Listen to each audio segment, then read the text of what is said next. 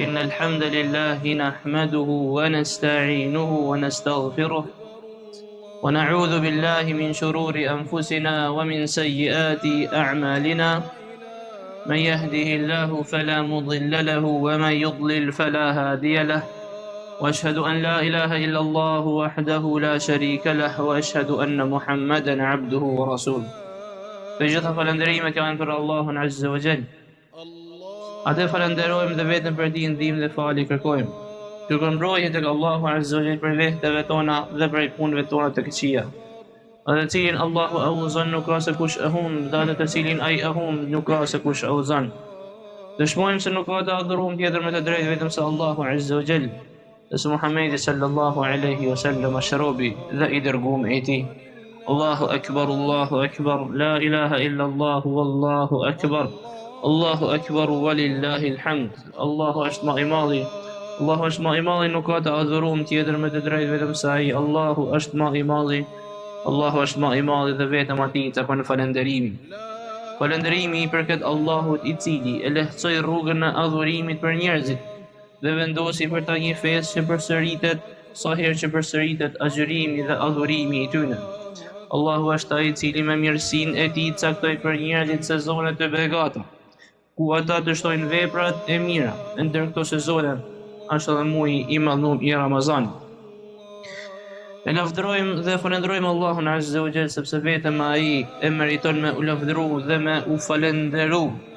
Nuk ka të adhuruar tjetër me të drejtë vetëm se ai i vetëm e i pashok. Dëshmi e cila ju jep siguri në ditën e gjykimit atyne që e thonë këtë fjalë dhe veprojnë me të. Dëshmojmë se Muhamedi sallallahu alaihi wasallam është robi dhe i dërguari i tij. Njeriu me pozitën më të lartë tek Allahu, paqja dhe bekimet, mirësitë e pa numër ta qofshin për të, për familjen e tij, për shokët e tij dhe për të gjithë ata që i pasojnë deri në ditën e gjykimit. Xhamat i nderuar, keni frikë Allahun dhe falenderojeni atë për mirësitë që ju ka dhënë. Dhe një prej këtyre mirësive është edhe plotësimi i agjërimit të Ramazanit. Luteni atë që t'ju pranoj agjërimin edhe faljen e këtij muaji, dhe t'ju fal për çdo mangësi dhe gabim. Dijeni se sot është ditë fesët, është dita e Bajramit, një ditë ku besimtarët i gëzohen mirësive të Allahut Azza wa Jall. Gëzohen që e kanë kryer këtë detyrim, agjërimin dhe adhurimin, e ky realisht është gëzimi dhe kënaqësia e vërtetë. Kjo është dita e falënderimit dhe e përkujtimit të Allahut Azza wa Jall. Dita e gostisë dhe dita e iftarit të madh. Në këtë ditë muslimani nuk agjeron, sepse është ftuar në sofrën e Allahut dhe nuk refuzohet sofra e tij. Nuk kundërshtohet urdhni i Allahut Azza wa Jall. Qul bi fadlillahi wa bi rahmatihi fabidhalika falyafrahu huwa khayru mimma yajma'un. Thuaj thot Allahu Azza wa Jall, me dhuntitë e Allahut dhe mëshirën e tij, vetëm me këto le të gëzohen. Kjo është më i mirë se ajo që ata grumbullojnë. Profeti sallallahu alaihi wasallam kur shkoi në Medinë, i gjeti njerëzit që festonin 2 ditë, në të cilat ato lunin edhe gëzoheshin, ndërkohë që ju tha: Inna Allaha qad abdalakum biha khayran minhuma. Me të vërtetë që Allahu Azza wa Jall këto 2 ditë ju ka zëvendësuar me 2 ditë të tjera, Yawm al-Adha wa Yawm al-Fitr, ditën e Kurban Bajramit dhe ditën e Fitr Bajramit. Allahu Azza wa Jall këto 2 ditë lojet dhe argëtimit i zëvendësoi me 2 ditë përmendje të Allahut Azza wa Jall dhe falënderimi, me 2 ditë falje dhe mëshire. E në këtë botë muslimani ka 3 festa, edhe secila prej këtyre festave vjen mas disa adhurimesh që Allahu Azza wa Jall i ka caktuar. Festa e parë është ajo që përsëritet çdo javë, çdo të xhumë.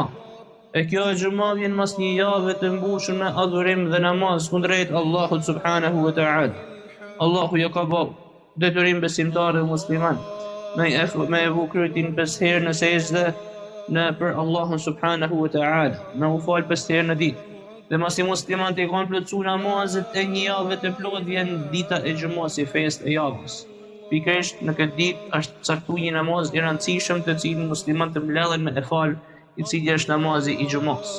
Në këtë namaz kur falet falenderohet edhe madhërohet Allahu Azza wa Jall në hutbe, pasi ato japen këshilla dhe udhëzime. Po ashtu dita e xhumës.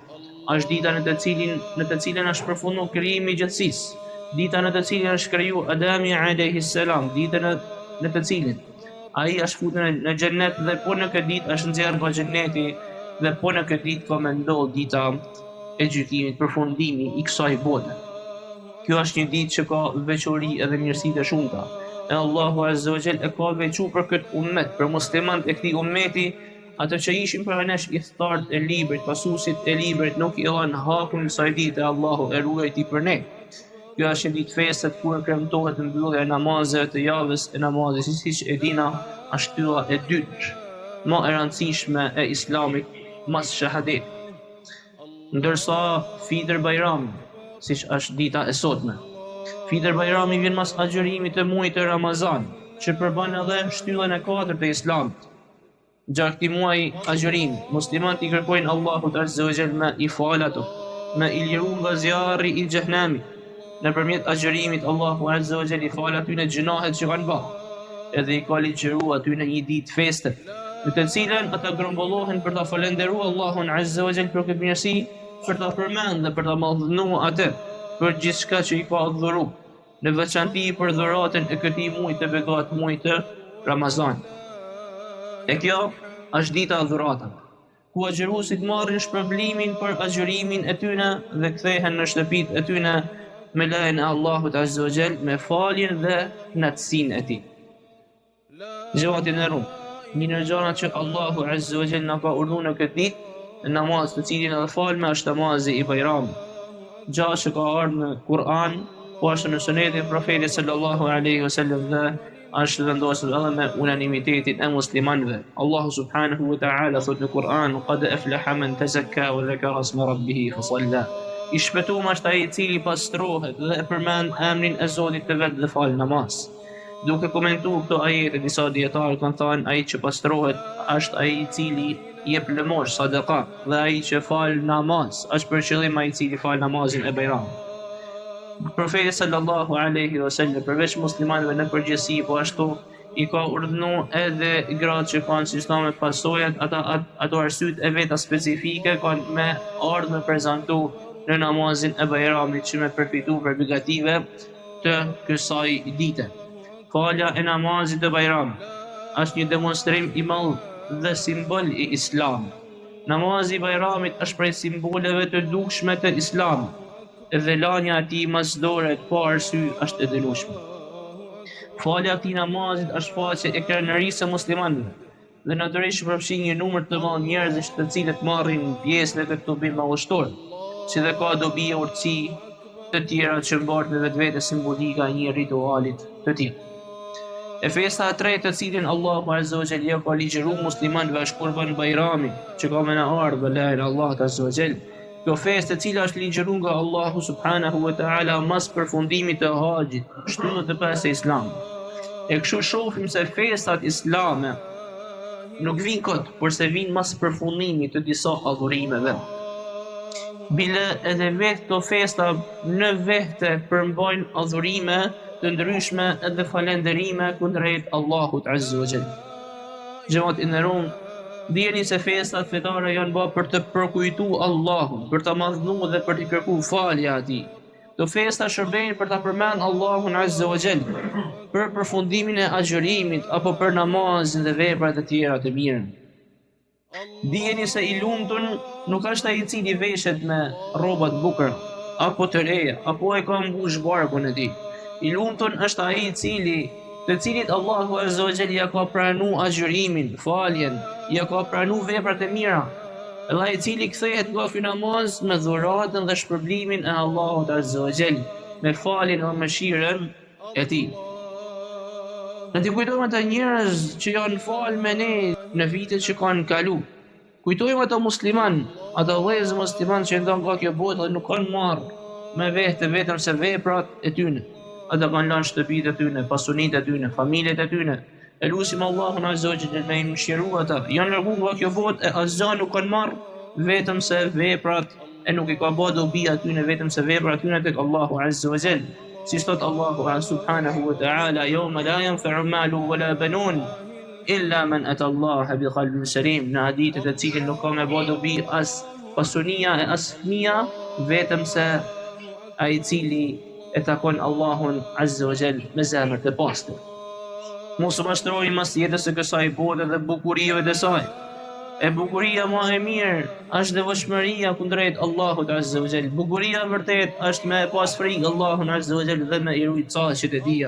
Thot Allahu Azza wa Jall në Kur'an: "Ya bani Adam qad anzalna alaykum libasan yuwari sawatikum wa risha wa libasu at-taqwa dhalika khair." O bita Adamit, na ju kena dërgu ju rroba që të mbuloni vendet e turpshme si dhe për zbukurim, kurse petku i devotshmërisë është më i miri. Keni frikë Allahun dhe ndjeni mallështinë e kësaj dite. Meditori pse është bërë kjo ditë. Le të kujtojmë se së bashku me këto festa që shkojnë e vinë, ikin edhe ditët tona dhe nuk kthehen më. Prandaj le të furnizohena për një udhtim të gjatë, nga i cili askush nuk ka për të kthy në këtë botë, kurse po në botën tjetër.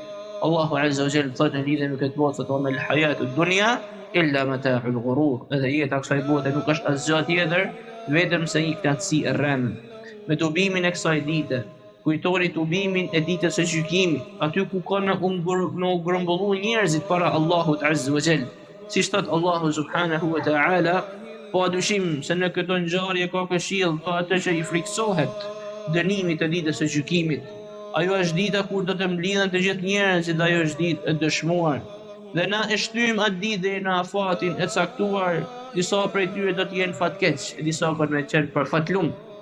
Ato që janë fatkeq do të hyjnë në zjarr, ku shpërblimi i tyre do të jetë vajtimi, aty do të jenë për herë, derisa të jenë qiejt dhe toka, sa të dojë Zoti jot, e me të vërtetë që Zoti jot do të që do. Kurse fatlumet kanë për ty në xhenet, ku do të qëndrojnë gjithmonë derisa të jenë qiejt dhe toka, përveç se nëse e cakton ndryshe Zoti jot.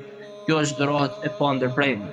Allahu na beqadof mua dhe ju me Kur'anin e sunetin e Profetit sallallahu alaihi wasallam, dhe na ndriçoj zemrat tona me ta. أقول قولي هذا واستغفر الله لي ولكم.